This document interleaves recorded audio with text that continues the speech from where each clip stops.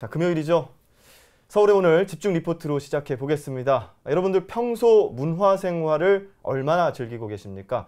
좋아하는 공연이나 전시를 검색해보고 찾아다니면서 문화 생활을 적극적으로 즐기는 사람이 있는 반면에 즐기고 싶어도 공연장이 멀어서 혹은 언제 어디서 하는지 몰라서 경제적 부담 때문에 등 문화를 즐기기 어려운 분들도 계실 겁니다. 네, 이처럼 사람마다 문화 생활을 자주 즐기는 사람과 그렇지 못한 사람과의 문화 격차, 과연 괜찮은 걸까요?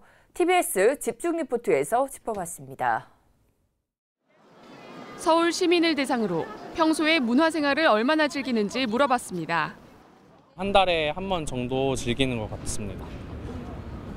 이제 주로 영화 보러 가거나 아니면 그냥 친구들이랑 명동같이 큰 이렇게 거리에 나와서 놀러 가는 걸 주로 하는 것 같아요. 한 달에 한 번 정도 영화 보고요. 그리고 1년에 한두 번 정도 연극 보고 그 정도 즐기는 것 같습니다. 저는 뭐 한 달에 한2 번, 한 번 뭐 못할 때도 있고. 그러니까 뭐 흥행되는 영화 있으면 있다고 그러면 그런데 그 영화 한 번씩 보러 가고 뭐 그러는 편이죠. 그렇다면 사람들은 문화 생활을 왜 더 자주 다양한 분야에서 즐기지 못하는 것일까? 아무래도 문화 생활을 할 수 있는 범위는 다양한데 제가 어떤 방식으로 누려야 하는지 잘 몰라서 그런 게 많이 어려운 것 같아요. 적게 즐기는 것 같아요. 일하느라고 좀 시간이 안 나서. 네. 그리고 뭐 같이 갈 사람이 없을 때도 있고. 뮤지컬 이런 거는 뭐 1년에 한 번 뭐 이렇게밖에 못 보죠.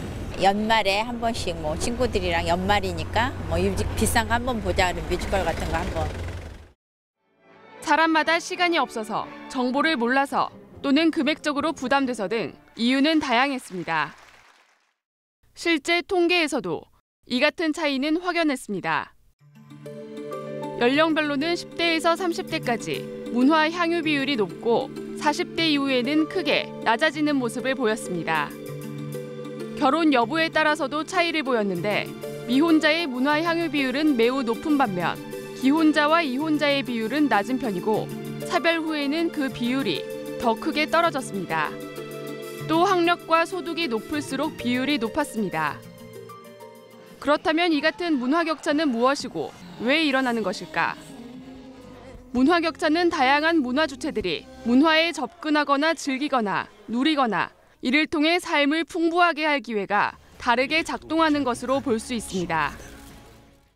문화 격차가 발생하는 원인은 경제적 원인과 지역적 원인, 신체적 원인, 사회적 원인으로 나눌 수가 있습니다. 쉽게 말해 돈이 부족하거나 정보를 모르거나 신체 거동이 불편하거나 또는 생계가 바빠서라고 볼 수가 있습니다. 문제는 이처럼 여러 원인으로 문화에서 소외가 되면 삶의 질이 낮아지는 것뿐만 아니라 다양한 삶의 기회를 제약당하게 됩니다. 문화가 중요한 생산수단이 되면서 이로부터 소외되면 빈곤화를 초래할 수 있기 때문입니다. 때문에 문화 격차가 문화 격차로서 끝나는 것이 아니라 경제적 격차로까지 이어져 사회적 불평등을 재생산하는 원인이 되기도 합니다. 이는 결국 한 사회의 통합을 막고 갈등이나 해체를 부추기게 됩니다. 격차가 아예 고착화가 됐을 때는 그 사회가 그만큼 뭔가 화합이나 같은 어떤 동질감을 느끼지 못하고 일적인 하나의 집단으로 되면서 그 사회가 더 많은 갈등, 더 많은 어떤 불화라든가 아니면 그런 만큼 그 세대 간의 여러 격차가 어떤 이질감으로 그리고 나중에는 갈등으로 또 서로 따로따로 행동하거나 그 사고하는 이런 사회에 더 뭐 이를테면 통합을 막고 오히려 갈등이나 해체를 부추기는 그런 문제로 문화 격차가 작용이 될 수 있겠죠. 이 같은 문화 향유의 불평등을 없애기 위해 가장 우선시해야 되는 점은 무엇일까? 전문가들은 무엇보다 문화와 예술에 대한 자유로운 접근을 꼽습니다. 중심에 있는 문화센터나 문화재단이나 극장이라든가 이런 부분들이 생활 속에서 우리 국민들, 시민들께서 접근성이 유리하도록 이렇게 해야 됩니다. 그래서는 뭐 여러 가지 문화시설을 짓는 것보다도 그 지역에 있는 뭐 마을회관이라든가 어떤 뭐 주민자치센터라든가 이런 일상적인 거점들을 연결시켜서 네트워킹해서 프로그램을 다양화한다면은 주민들께서 문화의 접근성이라든가 그 다음에 좀 어려워서 아니면 경제적으로 좀 어려운 부분들을 좀 해결하면서도 문화 향유가 되지 않을까. 문화 소외 지역과 사각지대에 단순히 문화센터 등 시설을 확충하는 것만이 아니라 이 같은 시설을 중심으로 일상을 연결하는 네트워크 구축이 핵심이라는 것입니다. 홍대거리 한복판에 위치한 석유예술실험센터. 이곳에 사진을 찍는 아담한 스튜디오가 마련됐습니다. 하나, 둘, 셋. 고단한 청춘 세대와 관련된 사회적 이슈를 사진으로 전달하고자 만들어진 프로젝트로 앞모습뿐만 아니라 뒷모습까지 무료로 찍어주고 있습니다. 하지만 이곳을 찾는 사람들은 홍대를 찾은 젊은이뿐만 아니라 지역 주민까지 다양합니다. 지나가면서 약간 나이가 지긋하신 어르신들이 보고서 이게 뭐 하는 거야 하고 물어보시면 저희가 어머니 저희가 무료 사진 찍어드릴게요 하면은 무슨 사진이야 하면 또 증명사진이라고 말씀을 드려요. 그러면 아 내가 이제 주민등록증이 갱신할 때가 됐는데 한번 찍어야겠다 하면서 또 와서 저희 작가님이 또 루즈도 발라주시고. 이처럼 서울시 문화정책 역시 도심 곳곳, 일상 가까이에서 문화를 즐길 수 있는데 역점을 두고 있습니다.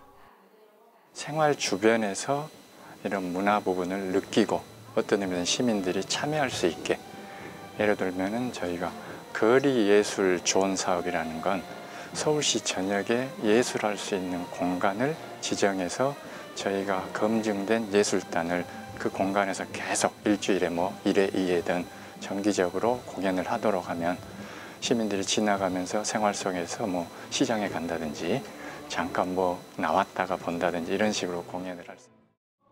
이와 동시에 누구나 참여할 수 있는 열린 공간에서 문화예술 교육이 이뤄지는 건 역시 문화 격차를 해소할 수 있는 방법이라고 조언합니다.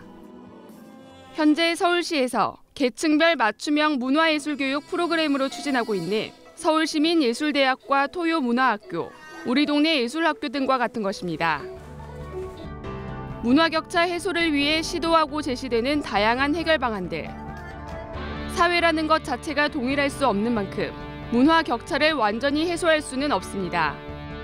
하지만 서울이 진정한 문화 도시로 발전하기 위해서는 문화라는 자원을 누구나 평등하게 누릴 수 있도록 소통과 존중, 배려가 필요한 시점입니다. TBS 문경란입니다. 네, 문화 격차 이대로 괜찮나? 현장을 취재한 문경란 기자 스튜디오에 나와 있습니다. 자세한 얘기 나눠보죠. 어서 오세요. 안녕하세요. 네. 안녕하세요.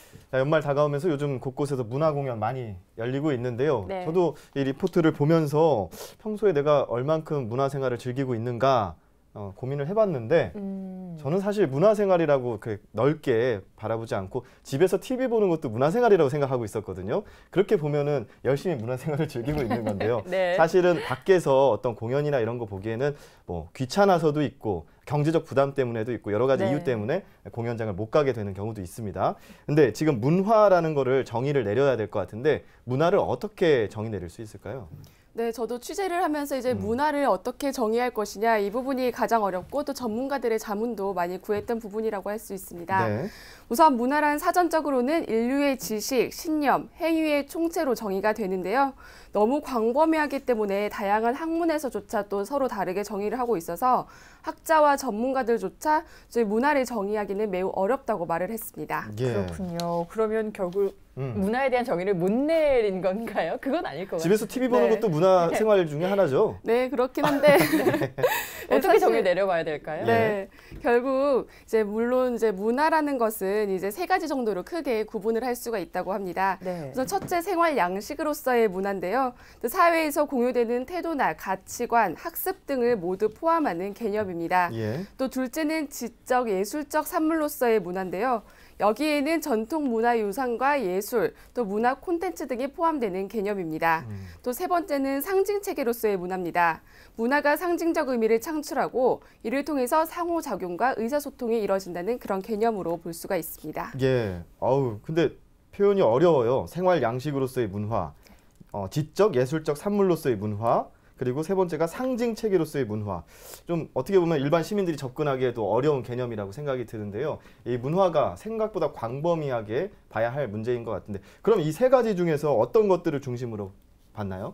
네, 이 가운데 이제 생활 양식으로서의 문화가 이제 문화의 삶의 질과 관련된 문제이기 때문에 네. 이런 의미를 포함하는 개념이고 또 문화기본법에서도 이런 생활 양식으로 문화 개념을 규정하고 있기 때문에 예. 이 부분을 중심으로 한 문화 격차를 다뤄봤습니다. 예. 네, 그렇군요. 뭐 리포트에서도 그렇고요. 우리가 계속 지금 이 시간에 앞으로 말할 내용도 이 생활 양식으로서의 문화를 보면 되겠군요. 한 가지만 생각하면 되겠네요. 네. 예. 자, 그렇다면 물론 각 계층마다 모두 문화를 향유하는 그 격차가 있긴 하겠지만 그렇다면 평균적으로 우리 서울 시민들 문화를 얼마나 즐기고 있는지도 좀 짚어주실까요? 네, 서울연구원에서 발표한 자료가 있습니다. 서울 시민 70%, 그러니까 10명 중 7명은 1년에 한 번 이상 문화예술과 스포츠 등을 관람하는 것으로 조사가 됐습니다. 네. 전국적으로 봤을 때 문화를 즐기는 비율이 63% 정도가 되니까 확실히 전국보다는 많은 편으로 볼 수가 있습니다. 네. 예.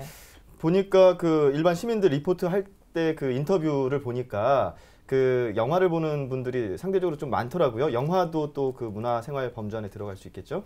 네, 그렇습니다. 예. 좀 영화를 좀 더 많이 보는 이유가 좀 정보도 자주 접할 수가 있고 또 상대적으로 비용이 저렴하다 보니까 문화생활에서 영화를 보는 비율이 가장 높았습니다. 예. 무려 90%에 달했는데요. 네. 그 다음은 연극과 마당극, 또 뮤지컬이 33%였고 박물관이 26% 순이었습니다.